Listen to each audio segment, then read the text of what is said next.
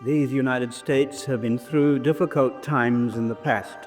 Did you know there was a time when most Christians felt convinced that if God did not intervene, Christianity would die out in the United States? Now, in the wake of the War of Independence, with a surge of revolutionary influence from France, there came a great moral decline in the life of the United States. In a population of 5 million, they had 300,000 drunkards. With an increase of sexual license, there came a rise in the illegitimacy rate and disease.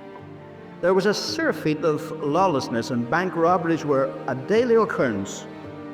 Profanity was prevalent and truthfulness had declined.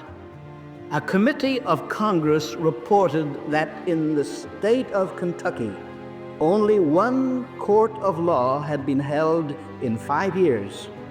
They simply couldn't administer the law there. Conditions were deplorable. Timothy Dwight, president of Yale, complained that the dregs of infidelity had been vomited upon this nation. Frenchmen in revolutionary France were contributing millions of francs to propagandize and seduce young Americans.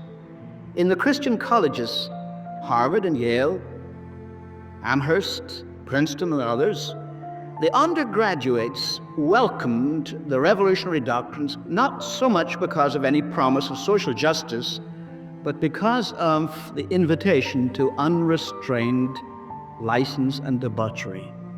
According to Lyman Beecher, the college church was practically extinct, while gambling, intemperance, profanity, and licentiousness were common. They took a poll at Harvard and found the typical student an atheist. Students burned down buildings. They forced presidents to resign. A mob of radical students wrecked a Presbyterian church in New Jersey. It took out the pulpit Bible and burned it to ashes. What about the churches? Now, the fastest growing and largest American denomination of that time was the Methodist. And for several years, they were losing thousands a year. The Baptists, the second largest, confessed it had their most wintry season. The Presbyterians met in General Assembly in Philadelphia and denounced the debauchery and loose indulgence so prevalent. John Marshall, Chief Justice of the United States, wrote to Bishop Madison, Bishop of Virginia, and said the church is too far gone ever to be redeemed. Tom Paine said, "That's just what we're trying to tell you fellows." Now, Thomas Jefferson was a gentleman, but a skeptic. He was a deist. On the other hand, General Charles Lee, who was a very popular revolutionary general, wanted to tear down the churches. He said they stand in the way of progress. Voltaire boasted that Christianity would be forgotten in 30 years' time. The German lands were undermined by rationalism, just the same as in Switzerland and the Netherlands. England was afflicted by a sophisticated skepticism.